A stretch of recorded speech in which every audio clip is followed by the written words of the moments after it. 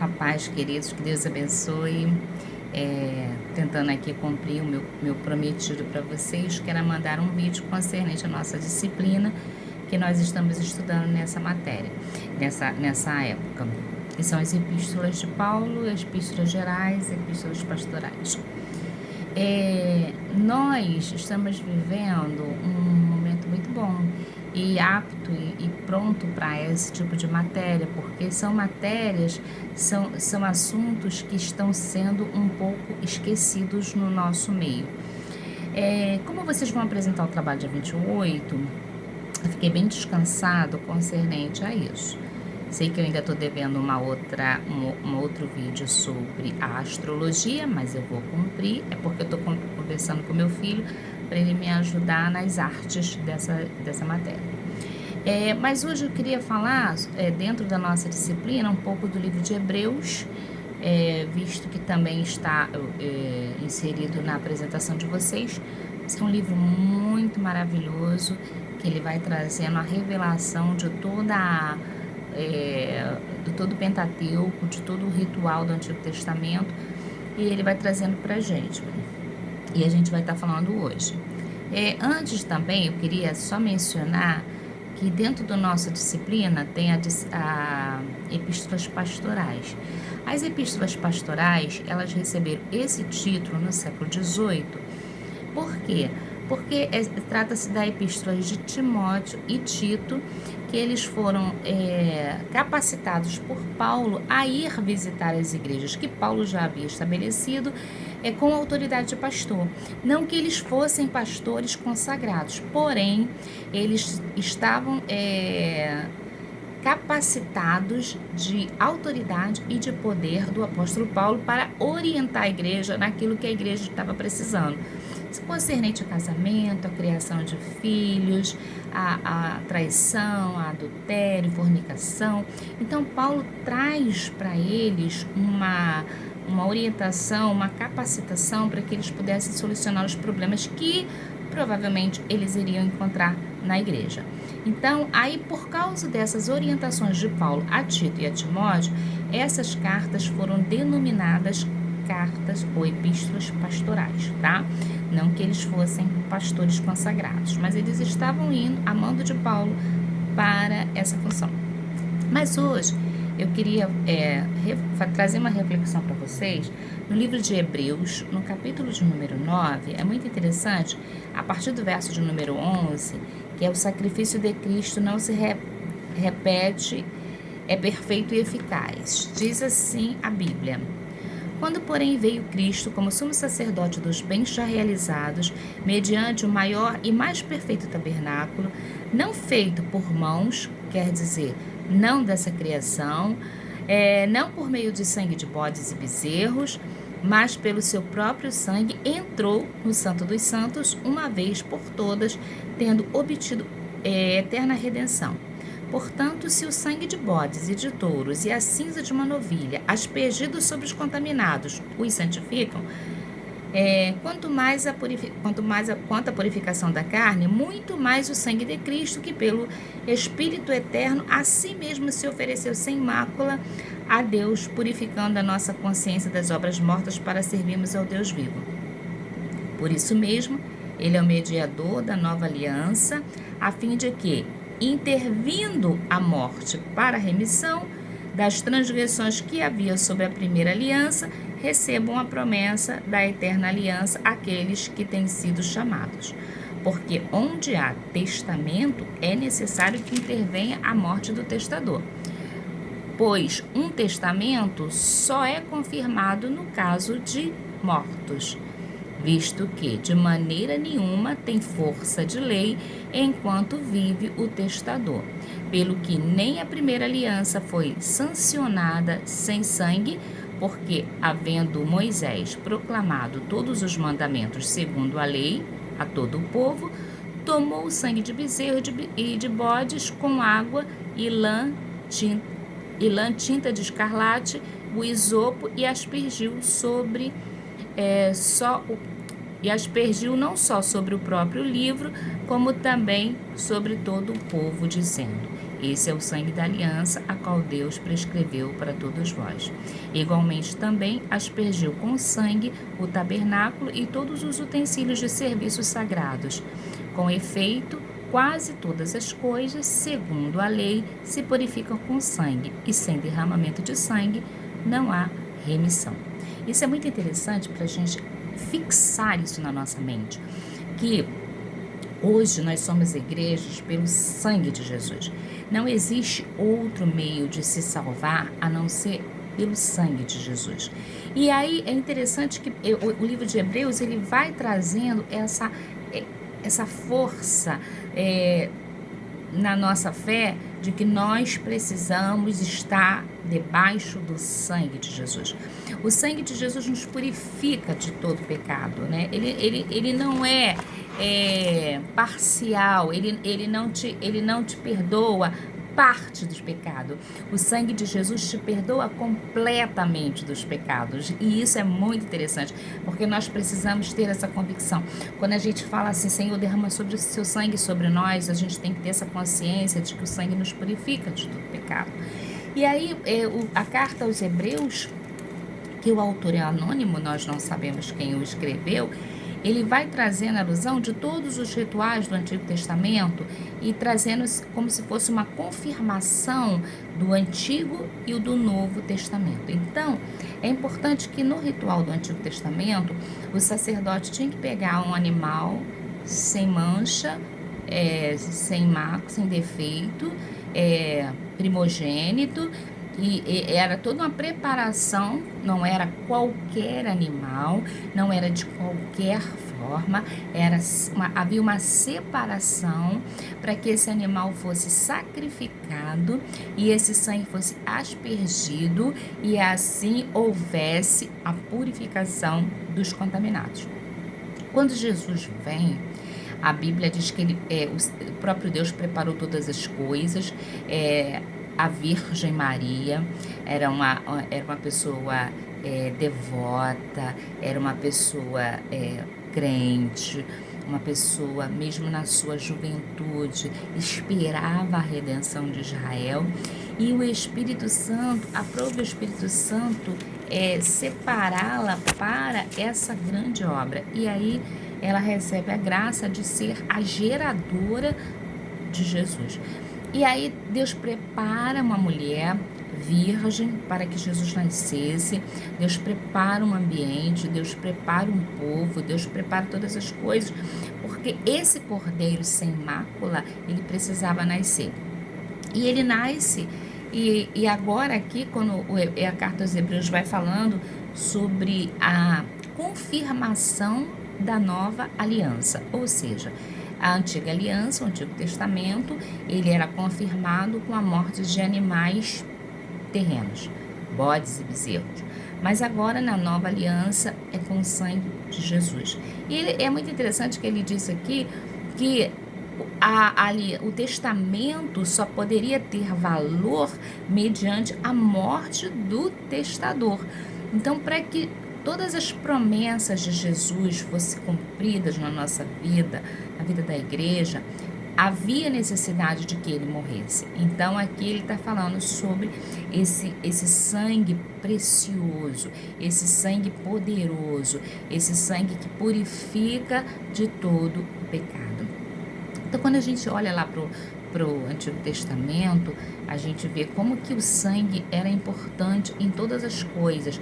Então, quando Moisés ergue o tabernáculo no deserto e ele consagra todas as coisas, foi necessário sacrificar o animal e esse sangue ser aspergido em todos os utensílios do tabernáculo, como se estivesse consagrando eles para o serviço. Então, na nova aliança, que Jesus, ele é o tabernáculo de Deus na terra, na nova aliança, o sangue de Jesus é que nos capacita para o serviço. Então, isso mostra aqui que é impossível uma pessoa ser capacitada para a obra de Deus sem passar pelo sangue de Jesus. O sangue de Jesus, ou seja, a conversão, receber o perdão, a purificação dos pecados ali, é essencial para que a gente possa prosperar na nossa caminhada. É isso que Hebreus vai falando aqui no capítulo 9. E o interessante também da Epístola aos Hebreus é que ele vai falando no capítulo 11 sobre a questão da fé. E ele diz que sem fé é impossível agradar a Deus, porque aqueles que se aproximam de Deus, primeiro precisam crer que Ele existe e que é galardoador dos que o buscam. Olha que maravilha. Então, eu preciso de fé e eu preciso do sangue de Jesus. Todas as pessoas quando nascem, elas têm fé. A gente estuda que é uma fé natural. Sabe aquela fé natural? A pessoa não tem Jesus, não se converteu ainda, mas ela tem a fé natural dela. Ela crê que ela vai comprar uma casa, ela crê que ela vai comprar um carro, ela crê que ela vai trabalhar no outro dia, que ela vai receber o salário, ela crê que o filho vai estudar e vai passar de série, ela crê naquelas coisas que são naturais, ela crê. Mas quando a gente aceita Jesus como nosso Salvador, a gente não tem e não deve ter apenas a fé natural. A gente precisa ter a fé espiritual. E a fé espiritual, ela está atrelada até também o dom da fé. Só que o dom da fé, que a Bíblia vai mencionando, é uma coisa meio complexa, porque a gente só usufrui, vamos assim dizer, ou só prova ele nos momentos de grande adversidade em que você precisa realmente crer no sobrenatural, né? A gente não usa o dom da fé todos os dias da nossa vida. A gente é capacitado de uma fé sobrenatural numa hora de grande adversidade. Porém, atrelado ao dom da fé, a gente tem que ter a fé espiritual, porque agora nós não somos mais meras criaturas, nós não somos mais pessoas que vivem uma vida comum. Agora nós temos o sangue de Jesus aspergido, derramado sobre a nossa vida, e nós precisamos crer, porque a Bíblia diz aqui no livro de Hebreus, capítulo 11, verso 6, que, de fato, sem fé é impossível agradar a Deus, porque necessário que aquele que se aproxima de Deus, primeiro precisam crer que Ele existe e que é galardoador dos que o buscam. Então, a gente precisa ter a fé espiritual. A fé espiritual. O exercício da fé, se a gente for ver aqui Hebreus, que é a galeria da fé, o capítulo 11, o exercício da fé é tremendo. O exercício da fé, ele é atrelado a várias circunstâncias na nossa vida, tá? Quando você aceita Jesus como Salvador, você não está crendo assim que tem uma fé espiritual assim, não.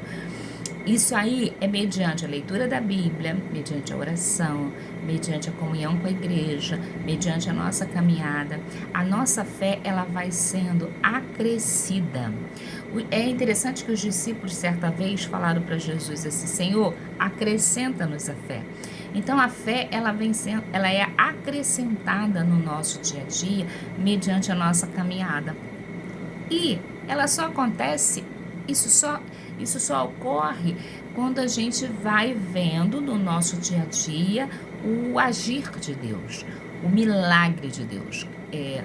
Você precisava daquilo para hoje, Deus te concedeu, você passou a ter uma fé um pouco maior do que ontem, porque ontem você não tinha visto esse milagre, mas hoje você viu. E não é que a gente precise ver para crer, mas o nosso dia a dia, a nossa experiência com Deus vai fazendo com que a nossa fé seja acrescida. E é necessário que nós passemos por isso para que a nossa fé seja acrescida, porque o dom da fé, como eu mencionei anteriormente, é aquela fé sobrenatural que a gente tem de vez em quando, na hora de grande adversidade, que a gente crê mesmo no impossível, né? A gente se lança assim: Senhor, agora é o Senhor ou o Senhor. Então, esse dom da fé, essa fé sobrenatural, ela vem em determinados momentos, não são todos os momentos da nossa vida. Mas a nossa fé espiritual, ela precisa ser acrescida, e aí a gente vai tendo essa experiência dia a dia. Por exemplo, eu tenho uma experiência particular minha, né? Eu tenho uma filha, a Bianca, eu acho que eu já mencionei para vocês a Bianca. E a Bianca, ela, não sei se eu já mencionei, eu acredito que não. A Bianca, ela nasceu um terçol nos olhos dela, quando ela tinha 2 anos, 3 anos, eu não me lembro mais, acho que era 3 anos. Nasceu um terçol, e como o terçol é uma coisa que vem e vai rapidinho, uns dias aquilo desaparece, a gente esquenta o dedo, bota. Eu não esquentei. Só que passaram 15 dias, um mês, aquele terçol continuava nos olhos dela. E aí eu lembro até que meu irmão falou assim, você tem que levar essa menina no médico, isso não é normal. E eu levei Bianca no pediatra, e o pediatra examinou, falou, isso aí é um terçol interno, você usa essa pomada oftálmica que vai resolver. Faz uma compressinha com água morna, usa a pomada que vai ficar tudo certo. Aí eu fiz, conforme o médico mandou, mas não melhorou. E eu levei ela novamente, o pediatra falou assim, para, porque irritou. Quando abri assim, o olho dela aqui por baixo, era vermelho como sangue. Ele falou assim, não, esse tratamento irritou, não faz mais. E ele não sabia o que fazer, e o terçol continuava. E a Bianca ficou com aquele terçol 2 anos. E além de um olho, o terçol também passou para o outro olho. Então, ela tinha um caroço em um olho do tamanho de um feijão, quando a gente bota de molho, e era aqui na parte de baixo do olho. E o outro olho começou a aparecer também. E aí ela começou a sofrer bullying no jardim de infância, porque as criancinhas não queriam brincar com ela e era uma confusão. Aonde eu estivesse com ela, no ponto do ônibus, em qualquer lugar, as pessoas perguntavam, o que é isso no olho dessa criança? Porque a Bianca, ela tem os olhos claros, meio verdeado, então os olhos dela são bonitos e chamava atenção. E as pessoas queriam saber o que era aquilo no olho dela. Depois desses 2 anos, eu levei a Bianca num oftalma, porque aquilo ali não prejudicava ela, só a questão da curiosidade das pessoas que irritava a gente um pouco. Eu levei ela no oftalma, e o oftalma examinou rigorosamente os olhos dela. E ele falou pra mim assim, mãe, o que eu fiz nos olhos dela, você não deixaria fazer no seu. E ele falou assim, olha, infelizmente, isso aqui não sai com nenhum remédio, não, somente com cirurgia, para conseguir tirar, porque ele criou tipo uma massa dura, um quistozinho no olho. Ele falou que eram glândulas que se uniram e se solidificaram ali. Ele falou assim, é só cirurgia para extrair isso aí, mas você não vai encontrar hospital nenhum que opere criança, porque a anestesia é local. Você vai precisar esperar ela crescer para ela ser operada. Bianca tinha 5 anos de idade. Como é que eu ia esperar ela crescer, operar aquilo ali que já estava trazendo pra gente um transtorno naquele momento? Eu saí daquele hospital, daquela clínica ali, com aquela palavra, e andando pela rua com a Bianca, e eu fui pensando. E eu falei, Senhor, eu creio num Deus que cura. Eu creio... Ali, gente, entrou pra mim o dom da fé, tá? Eu falei, Senhor, eu creio num Deus que cura. Se o homem diz que não pode fazer nada por ela, eu creio que o Senhor pode. E eu saí dali pensando e orando, e cheguei em casa, contei para o meu esposo o que o médico havia falado, e disse para ele assim, olha, eu decidi, agora ninguém vai mais tocar nos olhos dela. Ou Jesus cura, ou Jesus cura, porque eu não vou largar a orla do vestido sem que saia a virtude. Ele se assustou e falou assim, você está entrando num caminho sem volta. Eu falei, eu sei. Gente, isso é muito interessante, porque o crente, ele precisa ter essa posição de não desistir. Quando você diz que crê, você tem que ir até o final, ainda que morra. Você precisa morrer crendo. Aqueles jovens que foram lançados na fornalha, eles falaram para o rei assim, olha, rei, o nosso Deus é poderoso para nos livrar da tua mão, mas se ele ainda não nos livrar, não nos prostraremos à tua imagem. Isso é muito lindo. Então, assim, a nossa fé, ela tem que ser até o fim, entendeu? Eu não posso parar no meio, eu preciso crer até o fim. Deus, às vezes, Deus nos permite passar por situações para ver até onde vai a tua resistência, até onde vai a tua fé. Tem gente que quando aperta o calo um pouquinho já... não, isso não é para mim. Não, gente... Nós lemos aqui que ele é o mediador, o sangue foi aspergido, o sangue está sobre nós e é um sangue poderoso. O nosso Deus não é um Deus que finge que não vê, ele vê. Então nós precisamos crer no sobrenatural. E eu criei. Falei assim, não, Deus vai fazer um milagre, Deus vai fazer um milagre, Deus vai fazer um milagre. Gente... Aonde tivesse um crente, eu dava o nome da Bianca. Falei, me ajuda em oração pela minha filha. Olha, o nome da Bianca foi para lugares que eu nunca fui, nem imagino até o nome dela foi. Na nossa igreja nós orávamos, minha família, meus irmãos crentes estavam orando. Eu dirigia na época um trabalho de oração na igreja e toda quarta-feira, no término da oração, eu colocava a Bianca de joelho e todos os irmãos colocavam a mão sobre ela e oravam. Era constantemente a oração. Se eu estivesse acordado há 24 horas, era 24 horas orando, porque a Bianca chegava perto de mim em casa, mas eu olhava o olho dele e falava, Jesus, cura o olho. Uma vez tinha uma semana de oração na igreja, nós fomos todos os dias. E enquanto eu fui no berçário com Israel, a Bianca veio para mim falando assim, mãe, eu bem me batizei com o Espírito Santo. Por que você se batizou? Porque os irmãos estavam lá orando em línguas, ela também ajoelhada pedindo a Deus para curar o olhinho dela, ela começou a repetir as línguas dos irmãos. Mãe, eu bem me batizei com o Espírito Santo. Ela mesma se batizou. E ela ajoelhava e ela ficava assim, Jesus cura o meu olhinho, Jesus cura o meu olhinho. Era muito lindo isso. E um dia minha irmã falou assim para mim, a minha irmã Sandra, eu fui num culto lá em Xerém, uma igrejinha pequenininha, Deus curou tantas pessoas, eu só lembrei de você. Mas vai ter outro culto mês que vem, vamos lá. Bom, no outro culto nós fomos, eu, meu marido, os filhos, a igreja era pequenininha e a gente ficou em pé.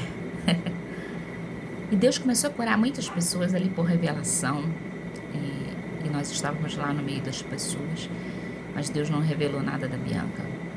E eu lembro que eu, lá no cantinho, eu falava assim, eu tô aqui. Se tu quiseres, tu podes curar ela hoje. E aí, no final do culto, eu levei ela lá na frente pro irmão que pregou, orar por ela. Mostrei os olhinhos dela, falei, irmão, temos orado para Jesus curar, ora por ela. Ele ungiu ela com óleo, orou, e nós fomos embora. Isso foi no sábado. Nós fomos embora. Quando foi na quarta-feira da outra semana, o médico tinha me dito que aquilo ali não ia regredir, né? Só cirurgia. Quando foi na quarta-feira da outra semana, a Bianca estava diante do espelho penteando o cabelo e ela gritou para mim e falou, mãe, Jesus curou meu olho. E eu corri para olhar, aquele carocinho estava menor. Falei, é mesmo, Bianca, ele está menor hoje. No outro dia, ele estava menor ainda. No outro dia, menor ainda. E no outro dia, menor ainda. Em uma semana, os 2 carocinhos desapareceram dos olhos da Bianca. Jesus curou os olhos dela. Olha, irmãos, o médico disse que só cirurgia. O médico disse que não ia regredir. Eu não passei nada. Eu só passei o sangue de Jesus e o caroço desapareceu. Fiz um grande culto de ação de graça na minha casa. No dia do culto de ação de graça, a Bianca quase morreu passando mal. do estômago. Naquele dia ela não comeu nada. Eu fazendo salgadinho, bolo pro culto e a Bianca de cama, abatida. Minha sobrinha falou, tia, não é melhor levar ela pro hospital? Eu falei, não, hoje não. Hoje é dia de agradecer. O primeiro irmão que chegou lá, eu falei para ele, olha irmão, olha como é que tá essa criança hoje no dia de ação de graça. Ele falou, me dá o azeite.